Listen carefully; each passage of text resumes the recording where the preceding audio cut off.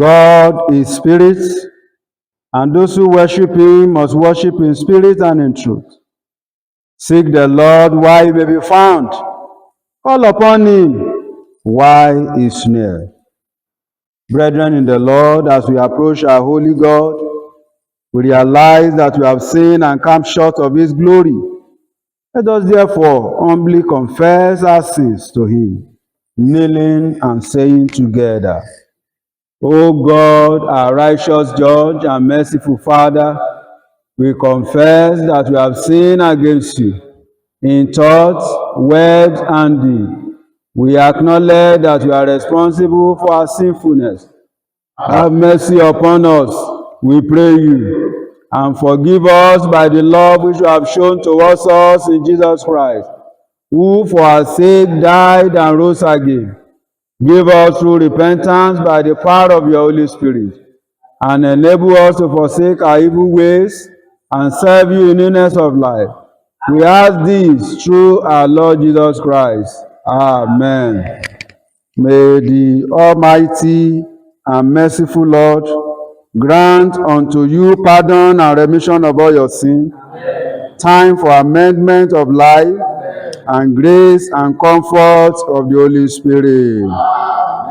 Recognizing that God has forgiven us because Jesus, the Lamb of God, has died for us, let us adore him, saying, Salvation belongs to our God, who sits upon the throne, and to the Lamb.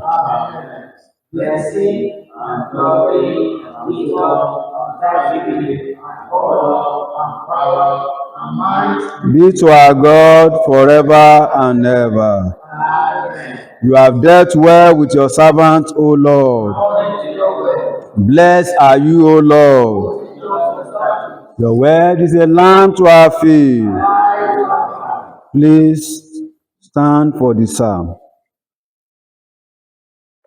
The appointed psalm for this service is Psalm 125.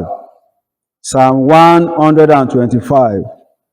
Verses 1 to 4 shall be taken responsorially, while verse 5 shall be taken together. Those who put their trust in the Lord shall be at Mount Zion, which cannot be shaken, but endure forever.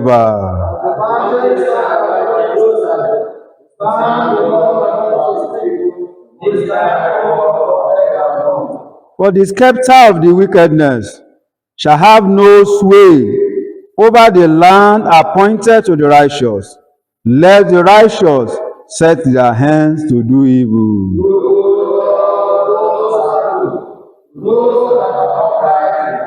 Together, as for those who turn aside to crook way, let the Lord lead them away with the evildoers, and Israel, let there be peace.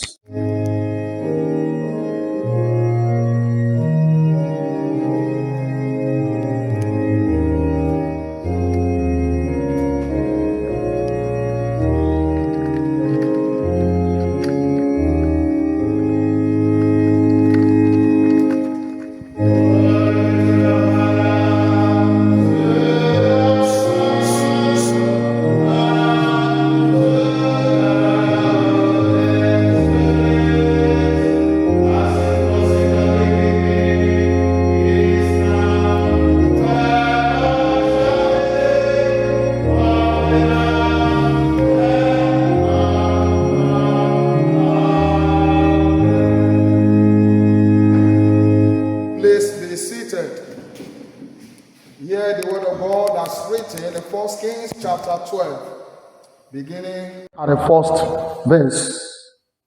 1 Kings chapter 12, beginning at the first verse. And Rehoboam went to Shechem, for all Israel were come to Shechem to make him king. And it came to pass, when Jeroboam the son of Nebat, who was yet in Egypt, heard of it, for he was fled from the presence of the king Solomon, and Jeroboam dwelt in Egypt, that they sent and called him, And Jeroboam and all the congregation of Israel came and spake unto Rehoboam, saying, Thy father made a yoke grievous. Now therefore make thou the grievous service of thy father, and his heavy yoke, which he put upon us, lighter, and we will serve thee. And he said unto them, Depart yet for 3 days, then come again to me. And the people departed. And King Rehoboam consulted with the old men, and stood before Solomon his father, while he yet lived, and said, How do ye advise that I may answer these people? And they spake unto him, saying, If thou wilt be a servant unto these people this day, and we serve them, and answer them, and speak good words to them, then they will be thy servants forever. But he forsook the counsel of the old men, which they had given him, and consulted with the young men that were grown up with him, and which stood before him. And he said unto them, What counsel give ye, that we may answer these people who have spoken to me, saying, May the yoke which thy father did put upon us lighter. And the young men that were grown up with him spake unto him, saying, Thus shalt thou speak unto these people that spake unto thee, saying, Thy father made a yoke heavy, but made thou it lighter unto us. Thus shalt thou say unto them, My little finger shall be thicker than my father's loins. And now, whereas my father laid you with a heavy yoke, I will add to your yoke. My father hath chastised you with whips, but I will chastise you with scorpions. This is the word of God.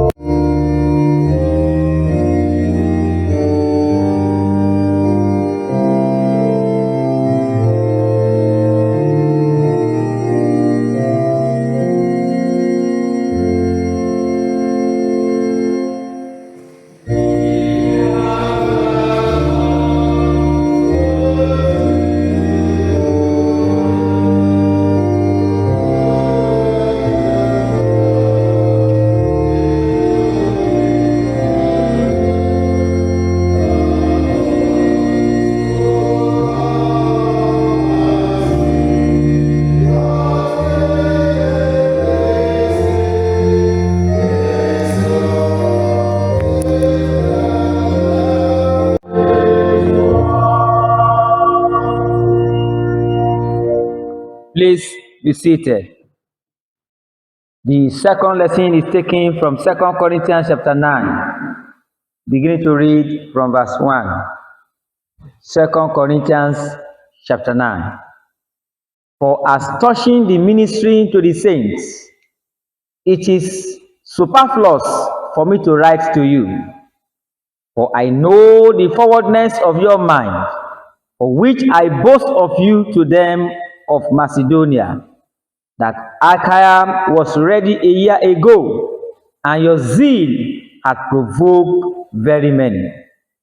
Yet have I sent the brethren, lest a boasting of you should be in vain in this behalf, that, as I said, ye may be ready.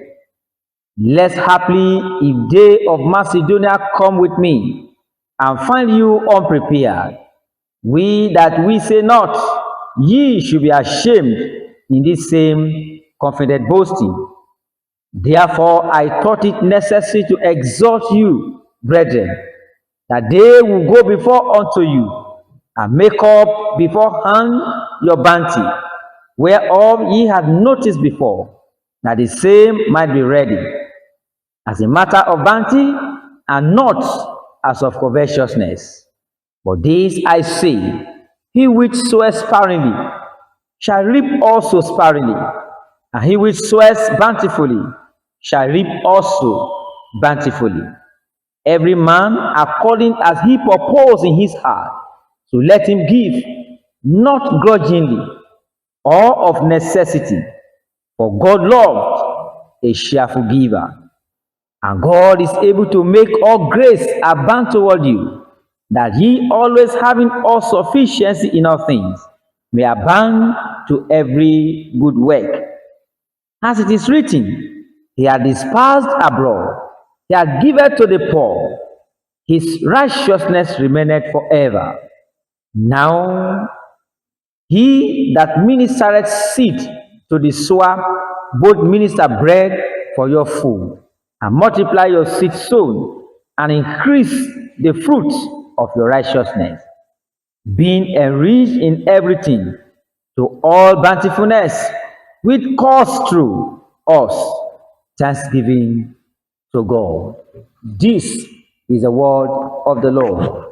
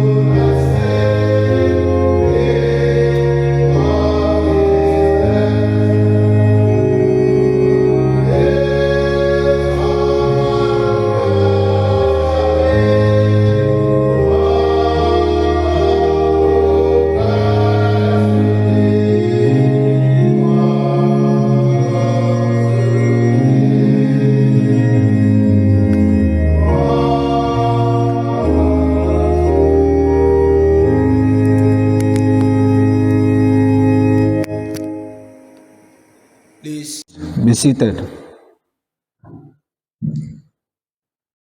Firstly, I want to welcome us into God's presence, today being the second Sunday in the month of August. I wish each and every one of us happy Sunday. And also, I want to tender my sincere appreciation to the Diocesan, the Right Reverend Dr. Babatunde F.R. Ogunbanwo, for the privilege given unto me to speak to people of God this morning. And I pray that God will enrich and bless your ministry in the name of Jesus. Let us pray. O God our Father, we pray you minister your word to us and give us a new and contrite heart. This we ask through Jesus Christ, our Lord. Amen. The point is this: he who sows sparingly will also reap sparingly, and he who sows bountifully will also reap bountifully. Each one must do as he has made up his mind, not reluctantly or under compulsion, for God loves a cheerful giver. And God is able to provide you with every blessing in abundance, so that you may always have enough of everything and may provide in abundance for every good works. The second epistle of Paul to the Corinthians, chapter 9, verses 6 to 8. Theme: practicing Christian benevolence. Practicing Christian benevolence. The second epistle to the Corinthians was written by the Apostle Paul around AD 55 to 57 during his third missionary journey. One of the major purposes of chapter 8 and 9 was to encourage the Corinthians believers to complete the financial collection they had promised for the poor Christians in Jerusalem. The Jerusalem church was experiencing severe hardship due to persecution, famine, and economic difficulties. Acts chapter 11, verse 27 to 30, Romans chapter 15, verse 25 to 27. Paul therefore challenged the Gentile churches to demonstrate Christian unity and love by supporting their fellow believers. Paul's concern was not merely that money should be raised, but that giving should reflect the grace of God at work in the hearts of believers. Verse 6 says, "But this I say, he who sows sparingly will also reap sparingly, and he who sows bountifully will also reap bountifully." Paul introduces an agricultural metaphor that would have been familiar to his readers. The word sows refers to a farmer scattering seed before expecting a harvest. No farmer expects a plentiful harvest after planting only a few seeds. Likewise, Christian generosity functions according to God's spiritual principle of sowing and reaping. Paul is not teaching a mechanical formula that every gift produces material wealth. Rather, he teaches that God responds graciously to sincere generosity by providing what his people need and by increasing their capacity for good works. The expression bountifully carries the idea of sowing with generosity and with the intention of bringing blessings to others. Verse 7 says, "Each one must give as he has decided in his heart, not reluctantly or under compulsion, for God loves a cheerful giver." Paul moves from the amount given to the attitude behind the gift. Each one. Giving is a personal responsibility.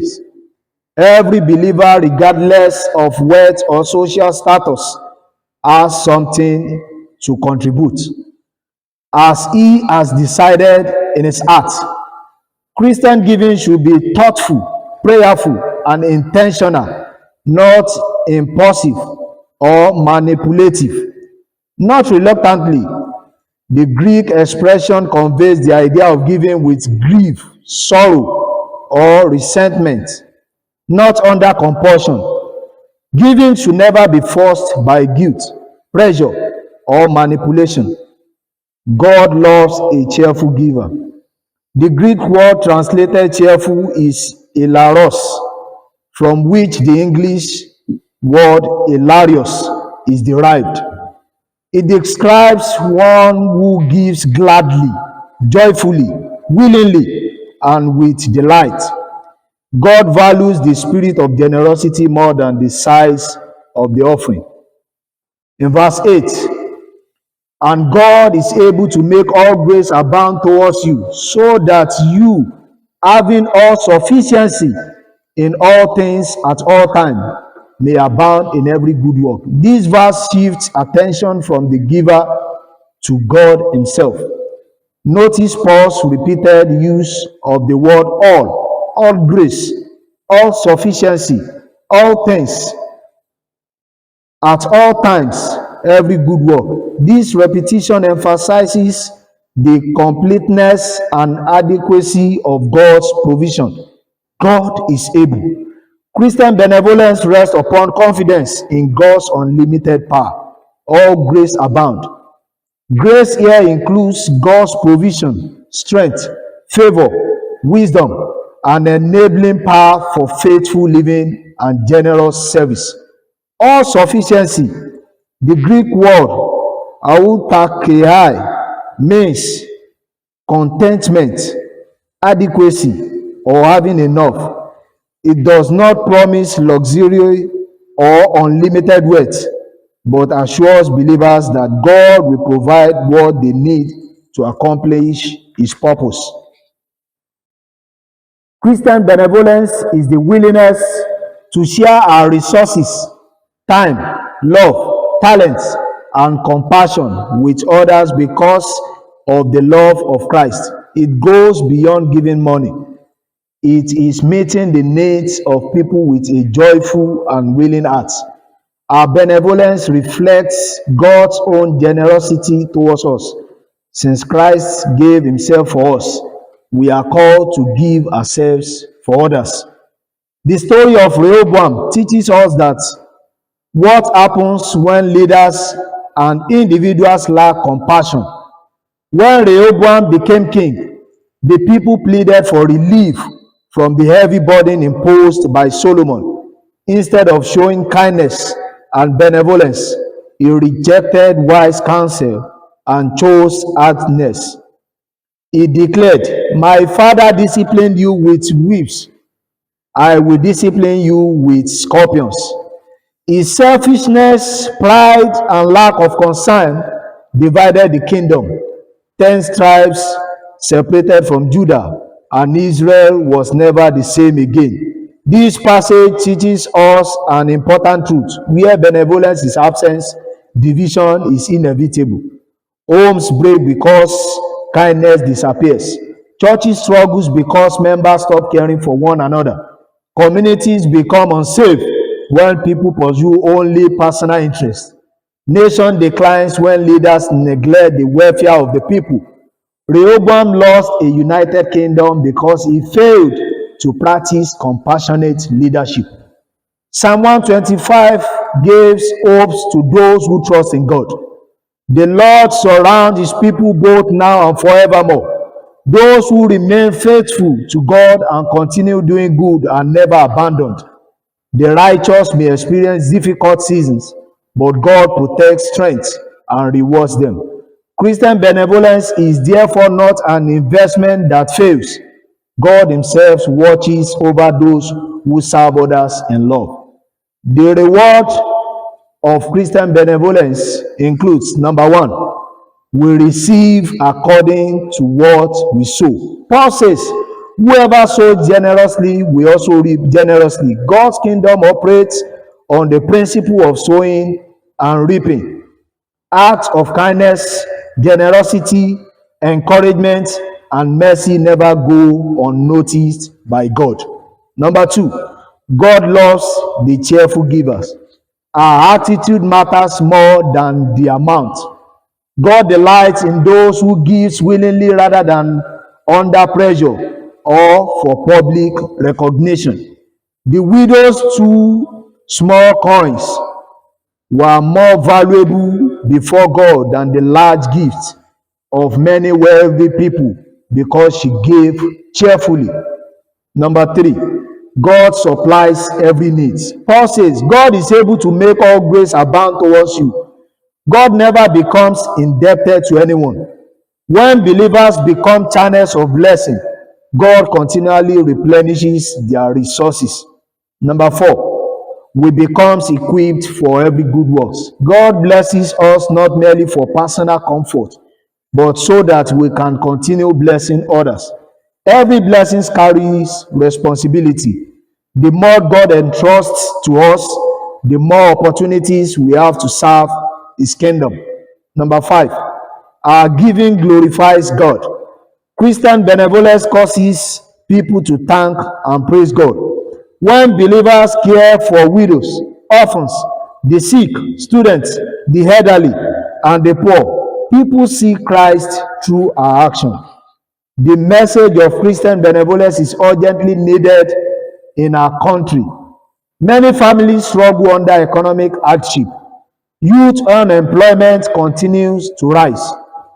Inflation has made basic necessities difficult to afford. Many elderly people have no one to care for them. Some children cannot remain in school because of financial challenges. Many people have lost hope because society often celebrates selfishness instead of service. As Christians, we must not imitate Rehoboam's hardness of heart. Instead, church leaders should shepherd God's people with compassion rather than domination. Government leaders should pursue policies that promote justice, fairness, and the welfare of the people. Employers should pay fair wages and treat workers with dignity. Families should support struggling relatives where possible. Christians should care for widows, orphans, the sick, prisoners, and the less privileged. Young people should use their gifts to serve rather than exploit others. Those whom God has blessed financially should become instruments of blessing instead of adding weight. The church must become a place where nobody suffers alone. True revival is seen not only in powerful worship, but also in practical love. In conclusion, Christian benevolence is one of the clearest demonstrations of genuine faith. Rehoboam teaches us the danger of hardness and selfishness. Psalm read in this service remind us that God surrounds and preserves those who trust Him. Paul also assures us that generous sowing always produces abundant harvest according to God's will. Let us therefore sow generously through our love, kindness, service, forgiveness, encouragement, prayers, and material support. As we practice Christian benevolence, God will bless us with sufficient grace, strengthen our lives, provide for our needs, use us for greater service, and receive glory through our lives. May we become cheerful givers whose generosity transforms our homes, strengthens the church, blesses our communities, and become a testimony that points many to Jesus Christ. Let us pray. Almighty God, help us in our daily lives to always love you and extend our loves to our neighbors. In Jesus Christ's name we pray. Amen.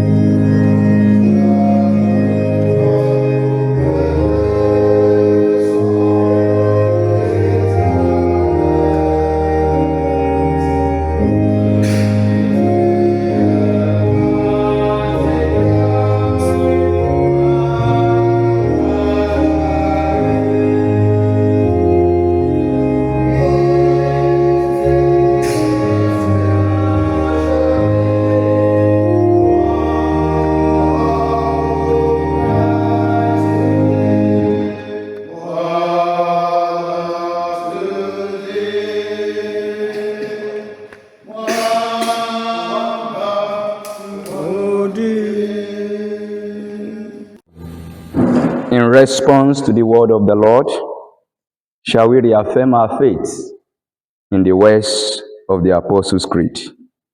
I believe in God, the Father Almighty, creator of heaven and earth. I believe in Jesus Christ, His only Son, our Lord, who was conceived by the power of the Holy Spirit and born of the Virgin Mary. He suffered under Pontius Pilate, was crucified, dead, and buried. He descended to the dead. On the third day, He rose again. He ascended into heaven and is seated at the right hand of the Father. He will come again to judge the living and the dead. I believe in the Holy Spirit, the Holy Catholic Church, the communion of saints, the forgiveness of sins, the resurrection of the body, and the life everlasting. Amen. The Lord be with you. Let us pray. Lord, have mercy upon us. Lord, have mercy upon us, the Lord's Prayer. Our Father in heaven, hallowed be your name. Your kingdom come, your will be done on earth as it is in heaven. Give us this day our daily bread, and forgive us forgive those who sin against us. Lead us not into temptation, but deliver us from evil. Amen. O Lord, show your mercy upon us. O Lord, guide and defend our rulers. Endue your ministers with righteousness. O Lord, save your people. Give peace in our time, O Lord. O God, make clean our hearts within us. The collect for the 10th Sunday after Trinity and the other collects. The Lord be with you. Let us pray. Almighty Father, whose Son Jesus Christ has taught us that what we do for the least of our brethren, we do also for him. Give us the will to be the servant of others, as he was the servant of all, who gave up his life and died for us, but is alive and reigns with you and the Holy Spirit, one God, now and forever. O God, the author of peace and lover of concord, in knowledge of whose stands our eternal life, whose service is perfect freedom, defend us, your humble servants, in all assaults of our enemies, that we, surely trusting in your defense, may not fear the power of any adversaries, through the might of Jesus Christ our Lord. O Lord, our heavenly Father, almighty and everlasting God, who has safely brought us to the beginning of this day, defend us in the same with your mighty power, and grant that this day we fall into no sin, neither run into any kind of danger, but that all our doings may be ordered by your governance, to do always what is righteous in your sight, through Jesus Christ our Lord. Amen. In the continuation of our prayer, we shall pray for the Church Universal. Another prayer. Let us pray. Almighty God, who by your Holy Spirit governs and sanctifies the whole body of Christ, strengthen all Christians in the true faith, preserve your church in unity, purity, and peace. Grant that the gospel of our Lord Jesus Christ may be faithfully preached to the ends of the earth. Protect your church from false doctrine, division, persecution, and every work of the evil ones, through Jesus Christ our Lord. Amen. Gracious Father, we commend to your loving care all our bishops, most especially Henry, our primate, Olushina, our archbishop, Babatunde, our bishops, and all priests. Fill them afresh with the power of the Holy Spirit. Grant them wisdom to lead, courage to stand for the truth, holiness in their conduct, and compassion in their ministry, through Jesus Christ our Lord. People of God, I would like us to pray according to the word of the Lord that we had from the book of 2 Corinthians chapter 9, verse 6 to 8. I want us to pray and ask God to give us the grace to give willingly, the grace to give cheerfully, and the grace to give joyfully to everyone that is in need among us, among the church of God, and even in our environments. I want us to turn it to prayer that, Lord, the grace to give willingly, the grace to give cheerfully, the grace to give joyfully, Lord, grant it unto us. Grant it unto us, even as we journey in this new week, as we journey through this month and this year, in the body of Christ, in our environments, among us believers. Grace to give willingly, grace to give cheerfully, and grace to give joyfully. Father, grant it unto us in the name of Jesus. I want us to pray as well that, oh Lord, may I never lack any good things as I go in this new week, oh Lord. May I never lack any good things. You are the great physicians, great one that is blessing his ones. Father, Lord, supply all my needs according to your riches in glory. As I go this week, Lord, supply all my needs according to your riches in glory. Bless me, bless the work of my hand, bless my family, bless my household, bless my children, bless my ministry. Supply all my needs according to your riches in glory. In the name of Jesus. People of the world, I want us to pray again according to Philippians chapter 4, verses 6 and 7. The Bible says, have no anxiety about anything, but in everything by prayer and supplication, with thanksgiving, let your requests be made known to God. And the peace of God, which passes all understanding, will keep your hearts and your minds in Christ Jesus. I want us to pray that, Lord, Prince of Peace, calm every storm around me. Calm every storm around my life, around my family, around my ministry, around my work as I go in this new week and the rest of this month of August.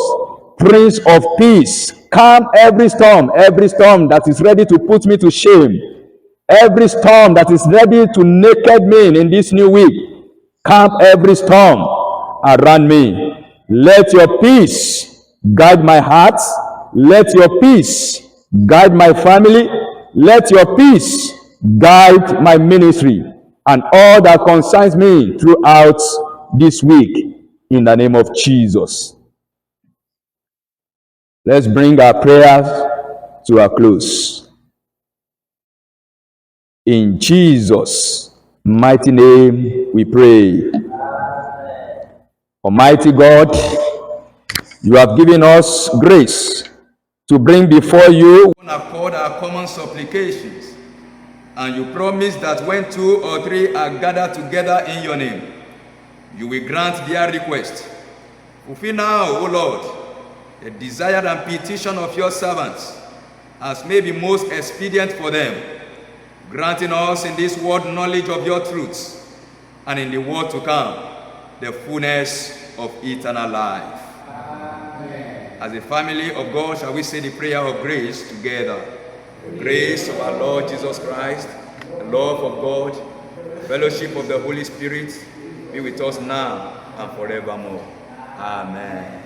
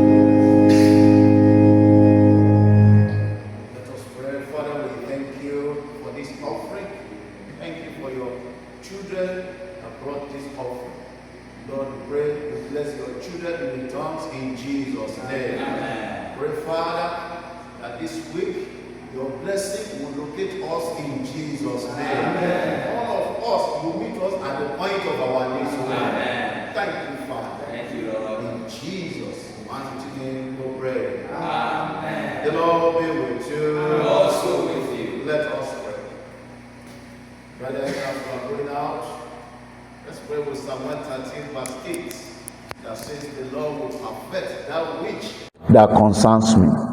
I want us to pray, Lord, this week, perfect everything that concerns me, spiritually, physically, financially. Everything that concerns my family, my ministry, my work, my health. Father, perfect them, O Lord. Perfect everything that concerns me this week. In the name of Jesus Christ. Let's pray. Let's talk to God. Perfect everything that concerns us. everything that concerns our family, our wives, our children, the church of God, this diocese in Ijebu Southwest, everything that concerns all, Father, perfect them, O Lord. Thank you, Father. In Jesus' mighty name we pray. The peace of God who passes all understanding, keep your hearts and mind in the knowledge and love of God and of His Son Jesus Christ our Lord, and the blessing of God Almighty, the Father, the Son, and the Holy Spirit be among you and remain with you always.